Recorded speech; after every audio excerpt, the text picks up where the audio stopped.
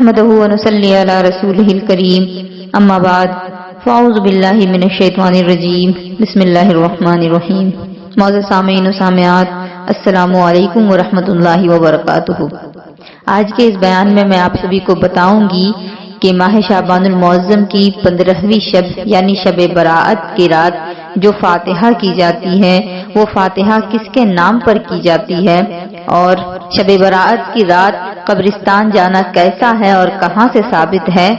اور کیا مردے واقعی شب برات کی رات اپنے گھروں میں آتے ہیں، اور کون کون سی رات ہیں کہ جب مردے اپنے گھروں کے باہر آ کر کھڑے ہوتے ہیں اور گھر والوں کی طرف سے ایصال ثواب کا انتظار کر رہے ہوتے ہیں۔ اور ساتھ ہی ساتھ یہ بھی بتاؤں گی کہ ایصال ثواب کہاں سے ثابت ہے، کیونکہ ایصال ثواب پر اختلافات ہوتے رہتے ہیں۔ بہت سارے لوگ ہیں جو یہ کہتے ہیں کہ یہ جائز نہیں کیونکہ حدیث سے اور قرآن سے یہ ثابت نہیں۔ میں آپ سبھی کو بتاؤں گی اور حدیث کے حوالے سے بھی بتاؤں گی۔ اللہ رب العزت ہمیں عمل کرنے کی توفیق عطا فرمائے۔ میری گزارش ہے کہ اس بیان کو پورا سنیں اور ثواب کی نیت سے دوسروں تک بھی پہنچائیں۔ سب سے پہلے تو یہ بات جان لیں کہ شب برات میں جو فاتحہ کی جاتی ہے تو وہ فاتحہ کس کے نام پر دلوائی جاتی ہے، تو جیسا کہ مشہور و معروف ہے، حضرت اویس قرنی رضی اللہ تعالیٰ عنہ کے لیے یہ فاتحہ کروائی جاتی ہے، اور صرف انہی کے لیے نہیں بلکہ حضرت آدم علیہ السلام سے لے کر کے ہمارے آقا علیہ الصلوۃ والسلام تک جتنے انبیاء کرام ہیں ان سبھی کے نام پر فاتحہ دلائی جاتی ہے، اور تمام اولیاء کرام، شہداء کرام، تمام اللہ رب العزت کے نیک بندے بندیوں کے لیے یہ فاتحہ کروائی جاتی ہے، ان سبھی کو ایصال ثواب کیا جاتا ہے۔ اب فاتحہ کس چیز پر کروائی جائے؟ کیا یہ ضروری ہے کہ حلوہ ہی بنایا جائے؟ اور حلوے بھی کئی قسم کے بنائے جاتے ہیں، سوکھے ہوتے ہیں، گیلے ہوتے ہیں، تو کیا ہر طرح کا حلوہ ہمیں بنانا ضروری ہے؟ ایسا کچھ بھی نہیں، بلکہ آپ کو جتنی استطاعت ہو، اپنی استطاعت، اپنی حیثیت کے حساب سے آپ جو بنا سکیں بنائیں اور فاتحہ دلائیں۔ اور اگر کچھ بھی بنانے کی آپ کے استطاعت نہیں تو پھر آپ نے جو کھانا گھر میں کھانے کے لیے بنایا ہے اس کھانے پر بھی ایصال ثواب کیا جا سکتا ہے، اس کا ثواب بھی بزرگان دین کو پہنچایا جا سکتا ہے۔ اب رہی بات یہ کہ کیا شب برات کی رات قبرستان جانا چاہیے، تو جیسا کہ حضرت عائشہ صدیقہ رضی اللہ تعالیٰ عنہ سے مروی ہے کہ نبی پاک علیہ الصلوۃ والسلام مختلف مقامات میں اور مختلف انداز میں شب برات کی رات عبادت کیا کرتے تھے، کبھی اپنے گھر میں، کبھی مسجد نبوی میں، اور کبھی کبھی جنت البقیع میں بھی تشریف لے جایا کرتے اور وہاں عبادت کرتے اور مردوں کی بخشش کی دعا کرتے۔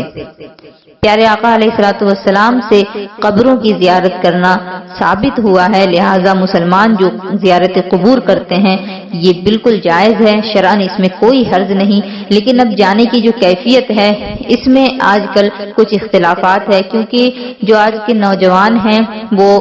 ہنسی ٹھہاکے لگاتے ہوئے قبرستان کی طرف جا رہے ہوتے ہیں، ان کو یہ معلوم نہیں ہوتا کہ وہ جا رہے ہیں تو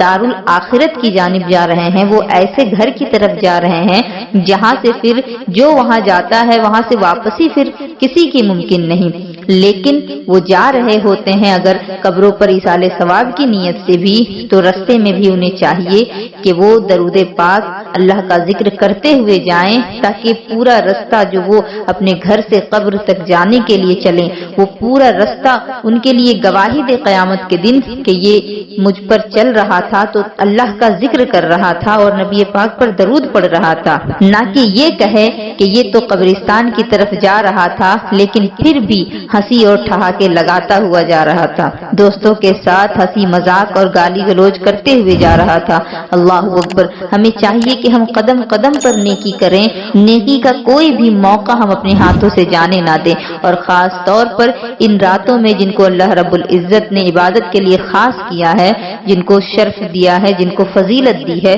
تو ان راتوں کا احترام کرنا ہم پر بہت ضروری ہے۔ اعلیٰ حضرت فتاوی رضویہ میں فرماتے ہیں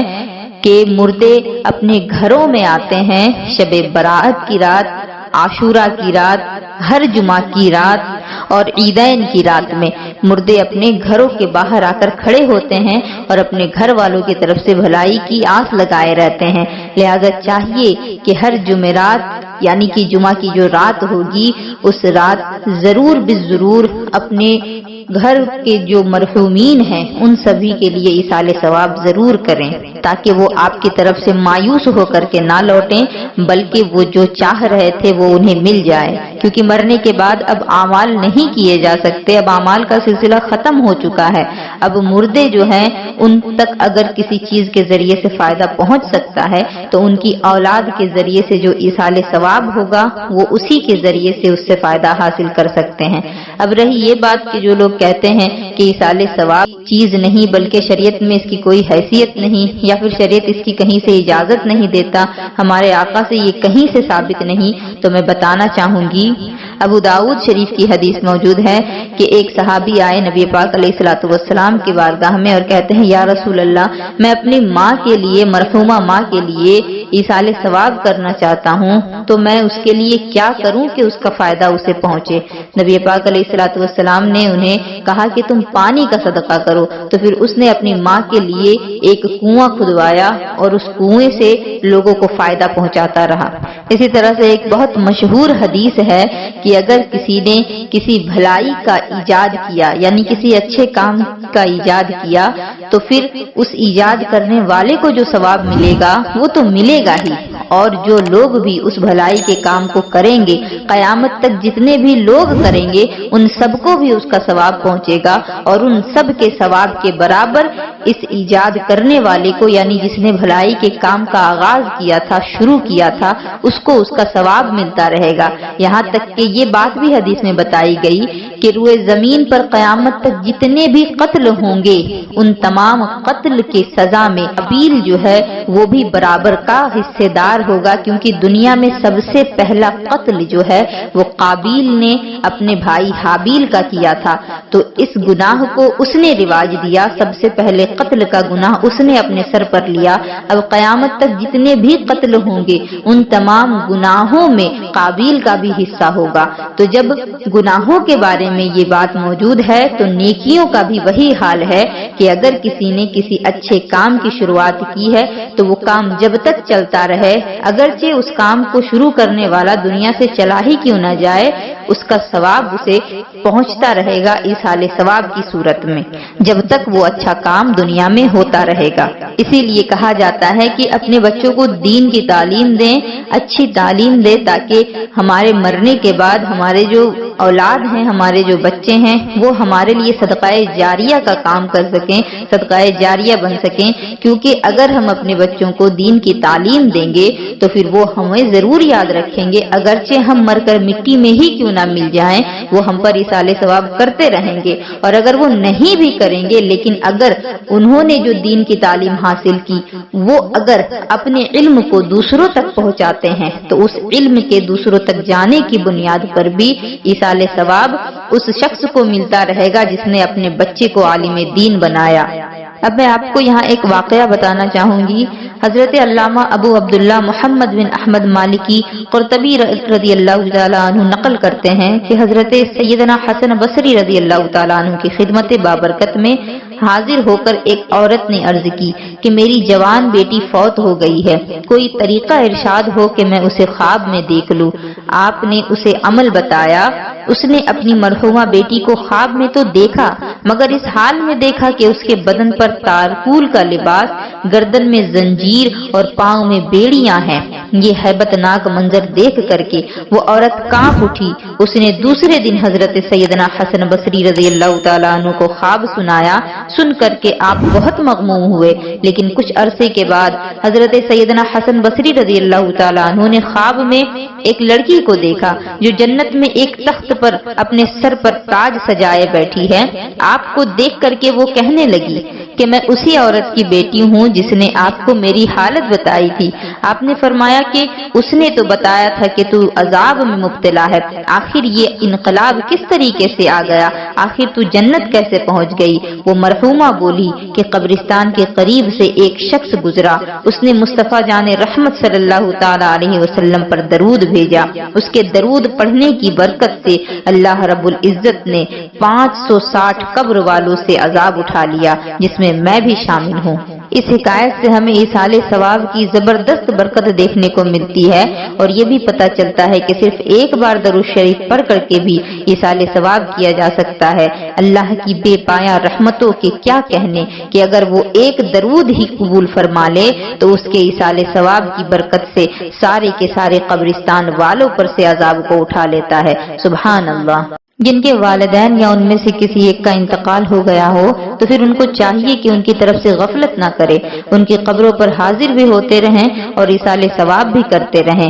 میں اس حوالے سے آپ سبھی کو چند فرامین مصطفیٰ بتانا چاہوں گی کہ نبی پاک علیہ الصلوۃ والسلام فرماتے ہیں کہ جو بنیت ثواب اپنے والدین یا پھر دونوں میں سے کسی ایک کی قبر کی زیارت کرے تو اسے حج مقبول کے برابر ثواب دیا جائے گا، اور جو بکثرت ان کی قبر کی زیارت کرتا ہے یعنی بار بار ان کی قبروں پر جاتا ہے تو فرشتے اس کی قبر کی زیارت کو آئیں گے جب وہ دنیا سے چلا جائے گا۔ نوادر الاصول للحکیم الترمذی۔ میں ہر بات کو حوالے کے ساتھ بیان کروں گی تاکہ کسی کو پھر اس بات پر انگلی اٹھانے کا موقع نہ رہ جائے۔ ایک جگہ ذکر کیا کہ جو اپنی ماں یا باپ کی طرف سے حج کرے، یعنی اپنے ماں باپ کی طرف سے اگر حج ادا کرتا ہے تو حج ادا ہو جائے گا اور اسے بھی 10 حج کے برابر کا ثواب دیا جائے گا۔ سبحان اللہ۔ جب کبھی نفلی حج کی سعادت حاصل ہو تو فوت شدہ ماں یا باپ کی نیت ضرور کر لیجئے تاکہ ان کو بھی حج کا ثواب ملے اور آپ کا بھی حج ہو جائے، بلکہ مزید 10 حج کا ثواب آپ کے ہاتھ آئے۔ اگر ماں باپ میں سے کوئی اس حال میں فوت ہو گیا کہ ان پر حج فرض ہو چکے تھے لیکن وہ نہ کر سکے تو اب اولاد کو حج بدل کا شرف حاصل کر لینا چاہیے۔ حج بدل کے بارے میں آپ نے جان لیا کہ حج بدل کا ثواب مردوں کو پہنچتا ہے، اسی طریقے سے ایصال ثواب جو کیا جاتا ہے اس کا ثواب بھی پہنچتا ہے۔ رفیق الحرمین صفحہ نمبر 208 سے 214۔ شعب الایمان میں ذکر کیا گیا کہ جب تم میں سے کوئی کچھ نفل خیرات کرے تو چاہیے کہ اسے اپنے ماں باپ کی طرف سے کرے کہ اس کا ثواب انہیں ملے گا اور اس کے ثواب میں بھی کوئی کمی نہیں آئے گی، یعنی ماں باپ کو بھی فائدہ پہنچے گا اور اولاد کو بھی اس کی ثواب ملے گا۔ آج کے جو حالات ہیں ہر کوئی اس بات سے پریشان ہے کہ رزق میں برکت نہیں رہی، تو رزق میں بے برکتی کی جو ایک وجہ بتائی گئی ہے وہ یہ ہے کہ بندہ جب اپنے ماں باپ کے لیے دعا کرنا چھوڑ دیتا ہے، چاہے ماں باپ اس کے زندہ ہوں یا پھر وفات پا چکے ہوں، ان کے لیے اگر دعا کرنا چھوڑ دیتا ہے تو اللہ رب العزت اس کا رزق قطع کر دیتا ہے۔ جو شخص جمعہ کے روز اپنے والدین یا ان میں سے کسی ایک کی قبر کی زیارت کرے اس کے پاس سورہ یاسین پڑھ کر کے بخش دیا جائے تو سورہ یاسین کی برکت سے اللہ رب العزت اس قبر والوں پر سے عذاب کو اٹھا لیتا ہے اگر ان پر عذاب ہو رہا ہو۔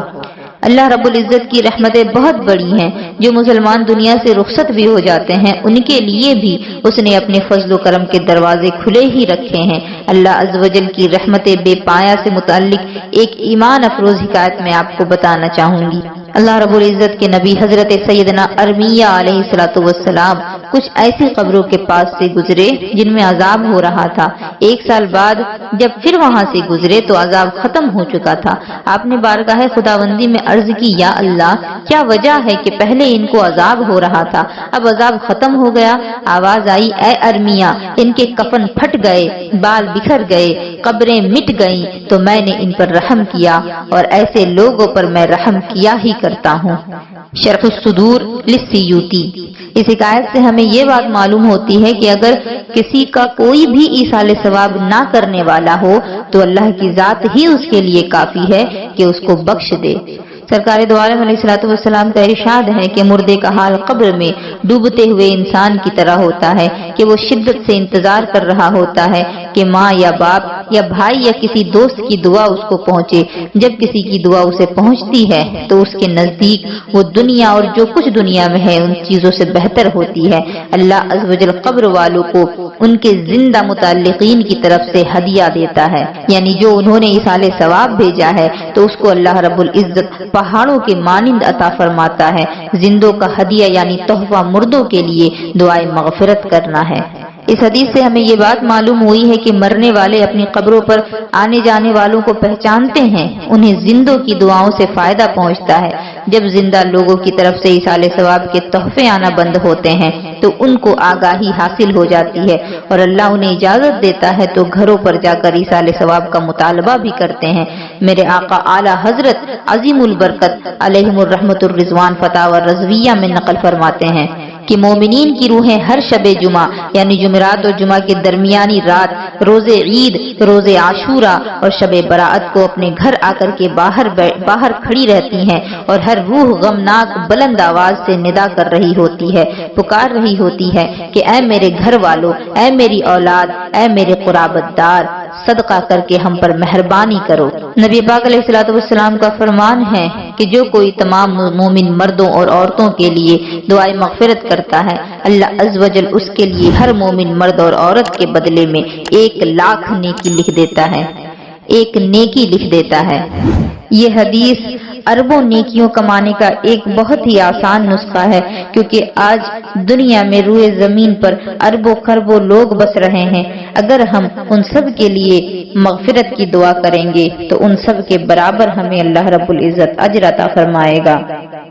ایک بزرگ نے اپنے مرحوم بھائی کو خواب میں دیکھ کر کے پوچھا، کیا زندہ لوگوں کی دعا تم لوگوں تک پہنچتی ہے؟ مرحوم نے جواب دیا، ہاں، اللہ کی قسم وہ نورانی لباس کی صورت میں آتی ہے، اسے ہم پہن لیتے ہیں۔ منقول ہے کہ جب کوئی شخص میت کو ایصال ثواب کرتا ہے تو حضرت جبریل علیہ السلام اسے نورانی طباق میں رکھ کر کے قبر کے کنارے کھڑے ہو جاتے ہیں اور کہتے ہیں، اے قبر والے، یہ تحفہ تیرے گھر والوں نے بھیجا ہے، قبول کر۔ یہ سن کر کے وہ خوش ہوتا ہے اور اس کے پڑوسی اپنی محرومی پر غمگین ہوتے ہیں، یعنی جن کے گھر والے ان تک ایصال ثواب نہیں پہنچاتے تو وہ غمگین اور پریشان ہوتے ہیں۔ نبی پاک علیہ الصلوۃ والسلام کا فرمان ہے کہ جو قبرستان میں 11 مرتبہ سورہ اخلاص پڑھ کر مردوں کو اس کا ایصال ثواب کرے تو مردوں کی تعداد کے برابر ایصال ثواب کرنے والے کو اجر ملے گا۔ سبحان اللہ۔ لہذا چاہیے کہ بھی جتنے بھی لوگ شب برات میں یا پھر کبھی بھی قبرستان جائیں، قبروں کی زیارت کے لیے جائیں